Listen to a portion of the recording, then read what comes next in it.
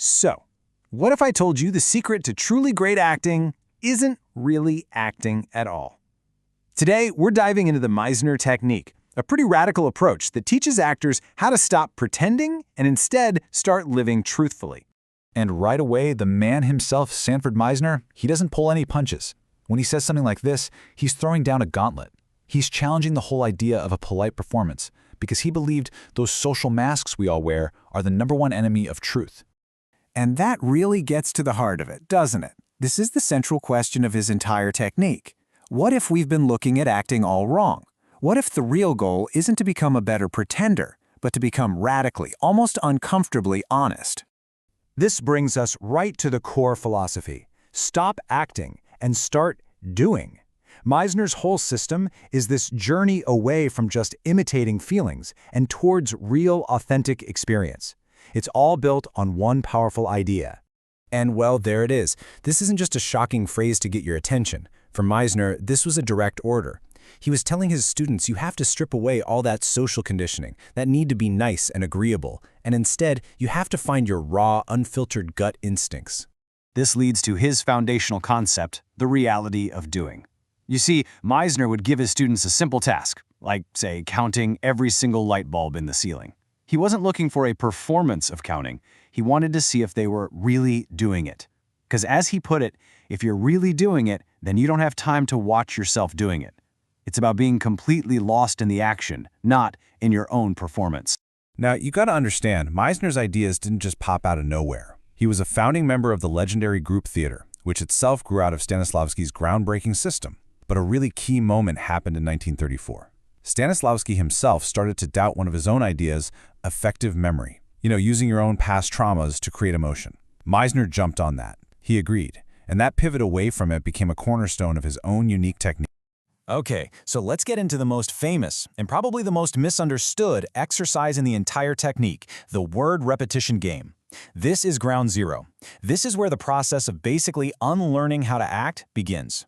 So how does it actually work? Well, it's deceptively simple. I might look at you and say, "You're wearing a blue shirt." And you would just repeat that from your perspective. "I'm wearing a blue shirt." Then I'd say it again, "You're wearing a blue shirt." And you'd say it back. It's like this verbal ping-pong match. The point isn't to be smart or clever.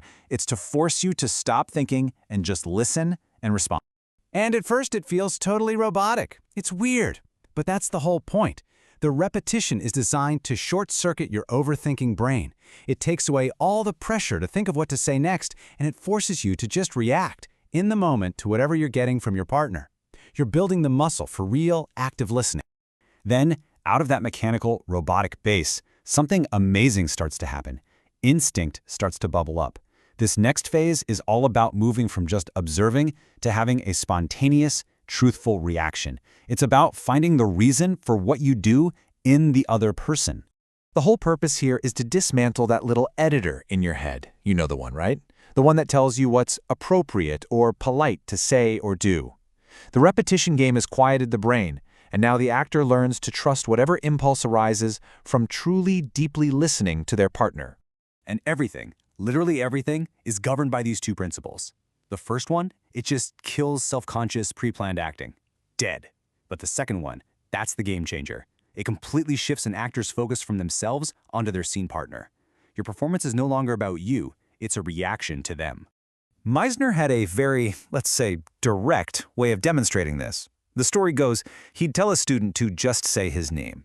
Then, out of nowhere, he'd pinch them, and pinch them hard. The student's yelp of, "Mr. Meisner," wasn't acted. It was totally real. It was a spontaneous, truthful reaction.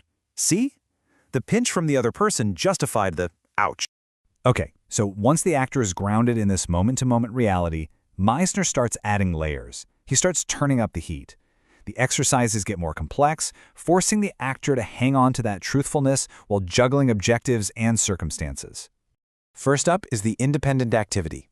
An actor is given a task that is genuinely difficult and has real stakes, like trying to meticulously repair a broken family heirloom before its owner walks in the door. This forces them to put all their focus on that task, so when their scene partner finally enters, their reaction is a genuine interruption, not a planned-out cue. And here's another one of Meisner's crucial commands. Don't come in empty. He absolutely insisted that an actor can never ever enter a scene as a blank slate. They had to do what he called preparation, using their imagination to create a full, rich inner life before they even walk through that door. That way, they enter the scene already emotionally alive. So this brings up a really big question, right? If you're not supposed to be digging up your own painful memories, then how on earth you generate the huge emotions that a script might demand? Well, this is where Meisner's most powerful imaginative tool comes into play. And here we see this huge fork in the road of acting philosophy. Lee Strasberg, another giant from the group theater, he was all about affective memory, reliving real emotional events from your past. Meisner, he totally rejected that. He believed the imagination was not only more powerful, but frankly a lot healthier. Why relive trauma when you can create a fantasy that generates the exact same emotional fuel? He called this amazing tool particularization. But an easier way to think about it is the magic as if. If the script says you have to confront a king, you might imagine it as if you were finally confronting the high school principal who wrongly expelled you. It's a personal, imaginative swap that makes the stakes of the scene emotionally real and specific to you. This quote just perfectly nails the whole relationship between the actor's inner work and the script. The playwright's words, that's the canoe. It has a shape, a structure. But the river, that's your emotional life, which you've created through your imagination. That's what gives the canoe movement and direction in life. Without that river, the canoe is just a dead object sitting on the ground. Now you might be thinking, okay, this is fascinating stuff for actors, but its principles about truthful communication and real listening, well, they have a much, much broader application. And we see proof of this in some really unexpected places. For example, this research paper from the University of Iowa explores how Meisner's exercises can be adapted to train classical singers. It just goes to show you that the ability to connect, to listen, and to respond truthfully, that's a universal foundation for any kind of powerful communicative performance. And that brings us full circle, right back to Meisner's own perfect definition of his craft. It's the sum of everything we've just talked about. It's not about pretending. It's not about showing an emotion. It's about finding a way to create a reality so vivid in your imagination that you can just live truthfully inside. So I'll leave you with this to think about. After exploring a technique that is completely dedicated to stripping away politeness in favor of raw truth, it kind of makes you wonder, doesn't it? How often in our own daily lives are we really listening and reacting? And how often are we just, well, acting?